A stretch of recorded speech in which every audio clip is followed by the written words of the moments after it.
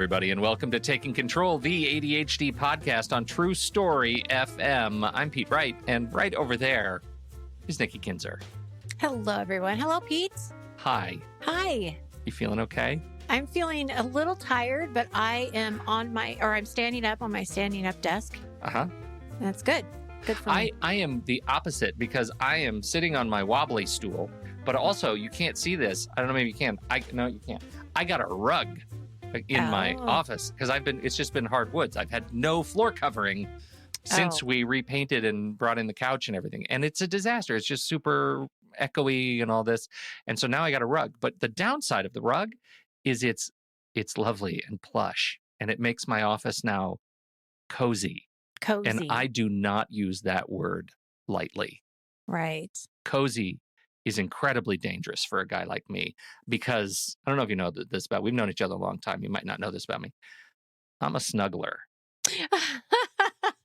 I get a cozy blanket and a cozy rug and some good pillows, and I snuggle right down and you're into going to hibernation sleep, probably. mode. Yeah. So it is really lovely in here now, and also Snuggle City. We're not talking about that today. We're talking about task switching, and this is a perennial favorite beehive for me to poke, and so I'm glad we're bringing this up. This is a good transition for us into our next theme, and so that's what we're going to do. I know. No, my goodness. This is a transition into our series of transitions. Yeah, I see what you did there. Thank you. Yeah. Before we do that, head over to takecontroladhd.com and get to know us a little bit better. You can listen to the show right there on the website or subscribe to the mailing list. We'll send you an email each time a new episode is released. You can connect with us on Twitter or Facebook at Take Control ADHD. And have I mentioned the membership program over at patreon.com/the ADHD podcast? Allow me to expand. If you have been touched by this show ever, then you need to check it out. Patreon.com/the ADHD podcast. This show is subsidized by our members. They are subsidizing it for everybody to download and listen to this show around the world. And we could not be more grateful to them. In fact, we're so grateful that we're only 4, I think, members away from launching our new podcast. 4. That was our big goal when we hit the next, when we get 4 or 5 more members, we're going to release a new Pete podcast. Oh my goodness. I'm pretty excited. The Pete podcast is only for Patreons. That's right. So it's only for patrons. That's a very important benefit of being part of our community. So if you've been holding on, if you've been thinking, yeah, one day I'll get to it. If you've been struggling to transition to this task, now would be a great time to do it. If you want to help launch this new members-only podcast, it would be effectively just for you. And we would really appreciate that. And I know our other members who are already members would really appreciate that. So thank you, everybody who has supported already. We deeply appreciate it. Learn more about the other fantastic perks at patreon.com/the ADHD podcast. Yes, so the topic today is task switching with ADHD, and it is going to be the first of a new series for us around transitions. And I thought, this is a good time to be talking about this because we are going into fall. A lot of us are going back to school, or some of us are going back into the workplace, like actual buildings now, and not just working from home. So there's a lot of stuff going on, in September and October. Yeah, a lot of change. But this isn't just for those changes. Task switching is also for, I'm going to do one podcast and I'm going to take a little break and then I'm going to go do another one. Yes. It can be difficult, right? To make that transition. Yeah. What do you think? Well, especially topical transitions when my brain has inertia. It has momentum. Right. And it is very difficult for me to be on one track and not have a break between one track and having to switch tracks and think about something conceptually different. So conceptual change is really hard. But for me, the even harder one is state change. And, I've talked about my struggles with sleep before, and a lot of that is transitioning from sleep to wake and from wake to sleep, getting to sleep. Right. So, and if I wake up for some reason in the middle of the night, it's because my brain's on another track, and it's really hard for me to get back into a mode of sleep without, some rather exhaustive accommodation. So I think this is a great conversation because it's so important to broaden our understanding of what it means to change gears. Right. And that's a big deal. I know for me. I take it Absolutely. very personally. Yes, yes. Well, and I think it's also important to understand how your ADHD directly impacts your ability to shift gears, right? I mean, we Mhm. know it does, but it's also might be helpful to understand why. And so I did a little bit of research. I put my scientist hat on, my doctor Excellent. research hat on. And, there's three executive functions that are explained by Dr. Thomas Brown. Now, there's actually a whole set of executive functions, but there's three in particular that have something to do with the ability to shift gears. That first one is activation.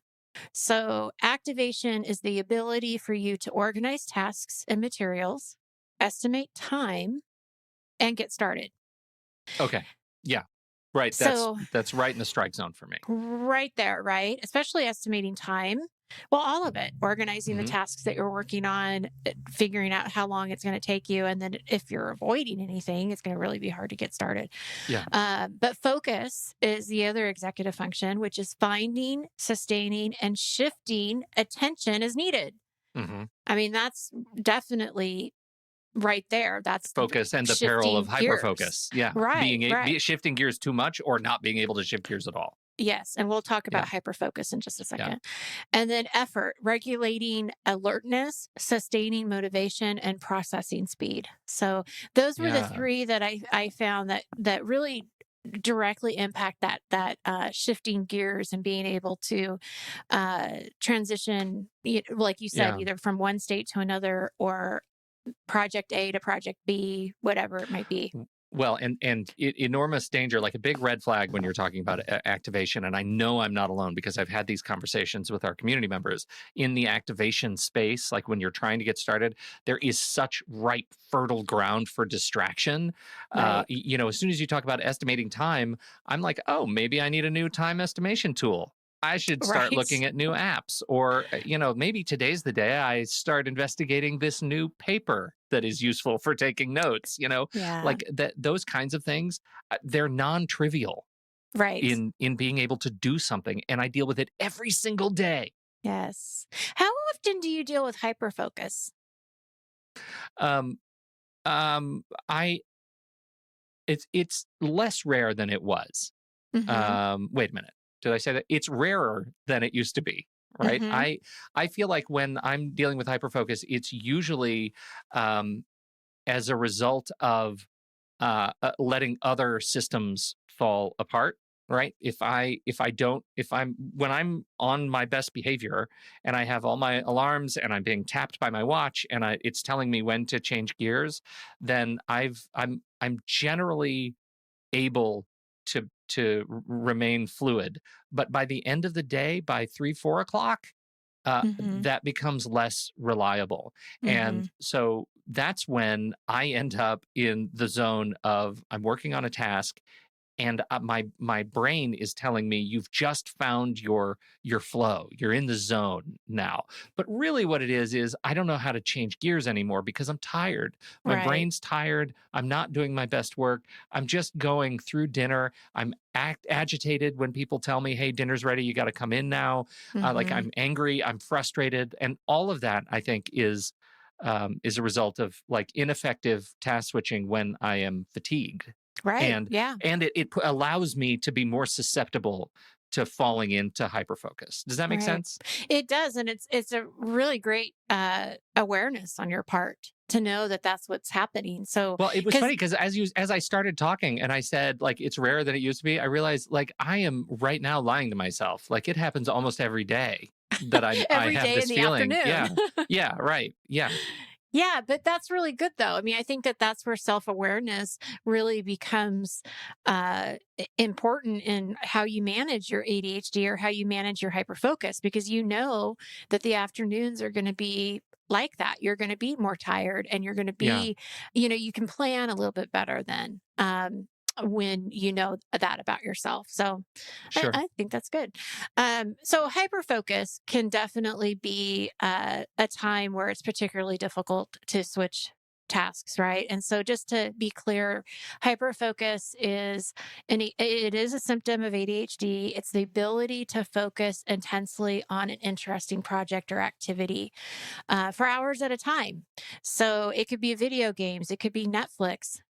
Whoever invented the next episode starts in 10 seconds? Who is Well, that person? that's I don't know if it's worth celebrating them or reviling them, I know. right? I Like know. they are as brilliant as the guy who invented the diagram that tells you which way to put batteries in things, Right. and as frustrating as the person who invented telemarketing. You know what I mean? Exactly. Yeah, Like, it is. It's so true. yeah, But that's definitely gonna, yeah, not help us. Social media, for sure. You could think that you're just going to be on there for a couple of minutes and then an hour goes by. There's a lot of different things that you can hyper focus on, but not even just fun things, but it can also be when you are in that good flow that we've talked about before, and you're working really well and you just don't want to stop that. yeah, But what happens, and you kind of mentioned this a little bit, when you go into hyperfocus mode, the time blindness is going to be stronger. You're going to be more blind because time goes by really fast, and so you may forget to eat. You may forget to go to the bathroom. You may forget an appointment or decide that it's not important anymore and just bail on it. The world just it stops around you for those moments in time. right. And it can be frustrating. It can be frustrating for the person that's in it. It can be frustrating for the people that are waiting for that person or relying on them for something. Family can be irritating to family. You're Mhm. irritated that it's time for dinner, but your wife might be irritated that you're not there. Right. Oh, totally. And it's every day it's a surprise. Every Right. day at dinner time, it's a surprise that dinner is here. Yes. This is super eye-opening Right. for Right. me.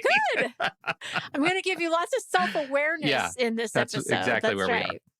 So I don't want to talk about focus or hyper focus without giving you a few tips of maybe how to help you with hyper focus. And you know what, Pete, you already did one of the tips without me even having to write it down here, and that's that knowing what your patterns are of energy.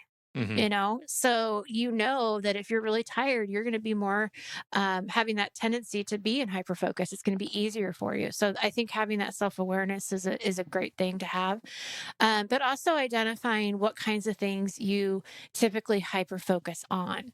Mhm. So if you know there's a particular thing like TV, a certain video game, or a certain project that you could go into this hyper focus mode, identify that and avoid those activities before you're going to bed, Yeah. right? And if you're avoiding a task. So the reason I think it's so important to identify what these things are before you go to bed is because sleep is such an issue for so many ADHDers. And one of the reasons that sleep is so difficult is because you're getting stuck into watching the other show, one more show. You're Sure. getting stuck into watching or not watching, but scrolling down social media, thinking you're going to go to bed, but then an hour later, you're still going through it. So I think, just really being aware that maybe these aren't the best activities to do before bed. But then also avoiding a task. This is a recipe for procrastination at its finest. Talk more about that. Like, what do you mean? Like, if I'm avoiding what kind of task, or if I'm in task avoidance mode, that is, you're saying that's a recipe for hyper focus on something else? Well, Because if you're not, you should be. Because that's total. I yeah. just described myself. Well, Okay. right. Because Okay. what does the ADHD mind want to do? It wants to be engaged. It Yeah. wants to Right. have a high level of dopamine, right? Well, if you are doing something that you enjoy, which is part of why we get into hyper focus, then it is going to be easier to avoid what you're needing to do. Sure. So I think again it goes back to self-awareness. How important is the task that you're avoiding? What is it? How really kind of putting it into a context that makes sense to you to see, maybe it is okay that you don't do it, but then maybe it's not. So it's just really being more aware of what you're doing and what is the consequence of that, if Mhm. there is one. One of the things that I tell people too, especially around bedtime and TV, is set boundaries for yourself. So use alarms, use timers if you need to keep you aware of the time. I always ask people, like, how many clocks do you have in your house? Are they analog clocks? Like, if you don't have a clock in every room, I suggest you get one. Yeah. you know, Every room. every room should have a clock because the time blindness isn't going to go away. It's very easy to ignore it when there's not a clock in front of you. So at Well, least you're one and step closer. totally. And I would add, like, get clocks that they're I think marginally more expensive than a regular wall clock, but you can get these clocks that have a little, like, satellite, not satellite, but a little radio in them that are pinging a time service, so you don't have to change the time when daylight savings changes, Oh, right? that's nice. It's really nice. And if you start stocking your walls with those kinds of clocks, then all you have to do is notice when the battery runs out, and Right. and it'll set itself again once it Hmm. picks up that signal. We have a couple of them throughout the house, and it is such a relief to, like, take that tiny stupid thing off my list of things to think about Hmm. every Hmm. season, is to have a clock that sets itself. Right.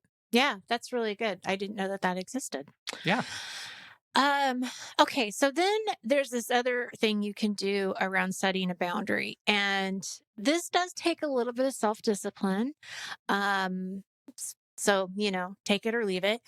If you have some kind of rule that you set for yourself with what is the time limit of when you're going to start a new show? So if you're watching like a half hour show and you want to watch the next one, but you want to be in bed by, let's say, 10:15, you don't want to start a show, that half hour show, any later than 9:45, Hmm. or actually probably really 9:30, right? Right. Because then Right. it would go from 9:30 to 10, and then you would have some time to go and get ready for bed.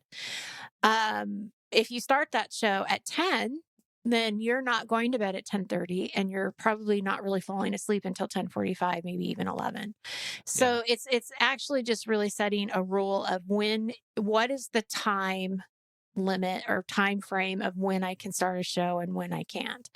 And it's a rule that's for you. And I know that that's sometimes hard because we don't want to feel like we have to do something, or but it is for you, and it can really help if you're trying to have more of a bedtime routine. We try. And I think for me, I have the added benefit of, a partner that doesn't have ADHD. And so when we sit down, like, we pick a show. We have a show, we'll put it on the iPad, we'll watch an episode of a show. Hmm. And she's usually the one who says, okay, that was it. We watched that, and now we're going to turn it off. And Right. so there's no scrolling. We don't have a TV in the bedroom. And a Hmm. lot of that is so that we don't have the remote where we can just, Right. watch whatever comes next of whatever show, because I think that's too engaging. The challenge on the flip side of that is we do often want to know what happens next. So, Hmm. that's a conditioning thing that I know I take for granted when she's there being more conservative about what's next. But when you do that, do you just like figure out what's next, and then like after 10 minutes of it, you stop? Or do you find yourself to, You like, do have you to watch the continue end. to watch Oh, it? I have to watch the end. If You we watch the end. if Yeah. we if we start another episode, we will be You're finishing going to another watch the episode. end. Yeah. Hugely important. Yeah. Yeah. See, sometimes I can actually just figure out what happened, and then I can shut it down. But I can see how it would be easy not to do Yeah. that. Yeah. Yeah. That's a Okay. special kind of muscle you have. It I'm going to is. say that. Yeah. Yeah. Superpower, I guess. All right. So I have a couple of other tips that I want to talk about that are outside of just hyper focus. And that's just making task shifting easier during the day, or, whenever you need to do these things. The first one is to plan your day. So we want to be really intentional of when you do certain tasks, for how long, and when you're going to be doing them. Set timers to keep you on track, because we want to have those clocks. right? Because the time blindness is not going to go away. So we want to have a little bit more intention on planning our day. And the second tip I have is adding buffer time. Around these transitions. So it's really important that you're not overbooking yourself, and that you leave some time in between tasks. And what do you think you should do in between tasks, Pete? I think we should expect to prepare for the next task. Prepare in what way?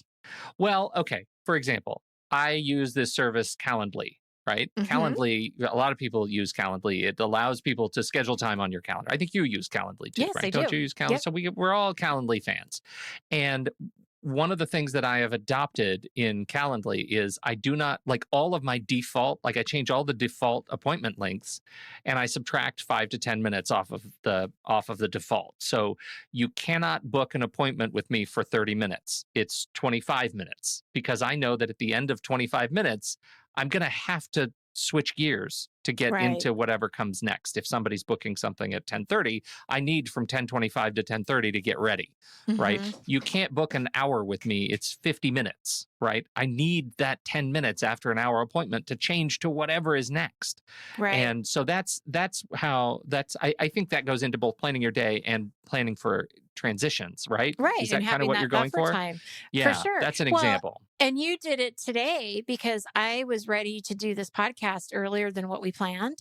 And Yeah. I just said, hey, whenever you're ready. And you're like, wait a minute. We have this at the top of the I hour. can't do Just that. got done with the show. I need some minutes, right? So you know yourself very, very well. If we walk away from anything on this show, Pete is very self-aware. Oh, only took Yeah. 48 years. To do that, yeah.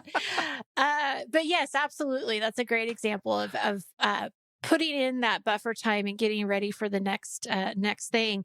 But I also want to just add that sometimes it can help if you're feeling stressed or overwhelmed to take some time in between the tasks just to sort of recenter yourself. Yeah. So, go outside, take 5 deep breaths, before moving on to the next activity.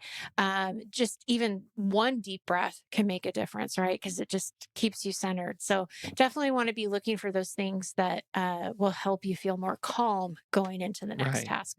Right. All right. So I'm going to put my coach hat on. Oh, good. Yeah. This is my favorite part of the show. Right. So, in closing, I have a few questions to our listeners.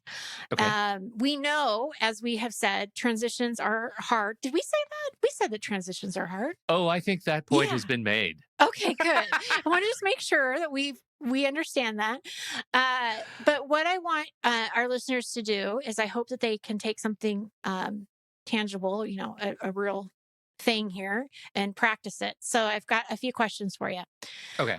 What kinds of activities, listener, whoever's listening, what kinds of activities do you typically have a hard time either transitioning to or from? So if you're driving in your car or you're listening to this while you're doing housework or whatever, think about what are the activities that are hard for you to transition. So now that we've identified that, what do we do with that, right? I'm going to get to that in a second. I also want you to think about what are the activities where you may hyperfocus. Identify Okay. what those kinds of things are. And then I want you to be thinking about what have you done in the past to help you transition. So transitions are hard, but we all have been doing them. We all have practice. We all have experience in transitioning. So we want to think about what works, what makes a smooth transition. And Pete, you said giving yourself even just that 5 minutes can make a difference. So we want to be thinking about that. And then with all of these things that you're identifying, what are you willing to try after hearing this podcast? So we have given you some strategies, some thoughts, some tips. What are you willing to try? And focus on that this week. Practice one of these things that you learned today. And I would love to hear about it. I would love to know how this worked for you. If you needed to tweak it or if you found something that we didn't talk about, whatever it might be. But that's That's my ask of the day. I like it. Jump into either the Patreon conversation if you want to reply to the post in Patreon on the show, or if you are a member, jump into Discord. If you're not a member, jump into Discord too, into the ADHD community channel, and let us know what you are doing. I think for me, the biggest and hardest lesson to learn was that of creating stronger boundaries around my time. Because once I realized I have a problem, once I was no longer in denial that I have a problem with transitions, then I was able to say, okay, I have to assert myself in a way that I have never done before. And that is extraordinarily difficult when you have expectations coming at you from partners, from kids, from teammates, team members, managers, that expect you to do certain things at certain times, and to be able to say, I can't do that to the best of my ability without setting up some constraints is really hard. So when you ask, like, what would I be willing to try after this podcast? I think that would be lesson number one for me, is focus on the areas, I'm speaking personally here, where my boundaries have gotten flimsy, Right. and really document those and think, what can I do to make those stronger? Because I think we should continue this conversation, because I know I'm going to have more to report on next week. Great. Yes. Yeah. Let's do that. Nice. Hey. All right.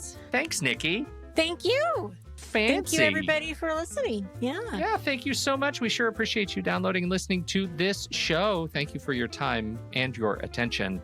And don't forget, if you have something to contribute to the conversation, head over to the Show Talk channel in the Discord server, and you can join us right there by becoming a supporting member at the deluxe level. On behalf of Nikki Kinzer, I'm Pete Wright. We'll see you right back here next week on Taking Control, the ADHD podcast.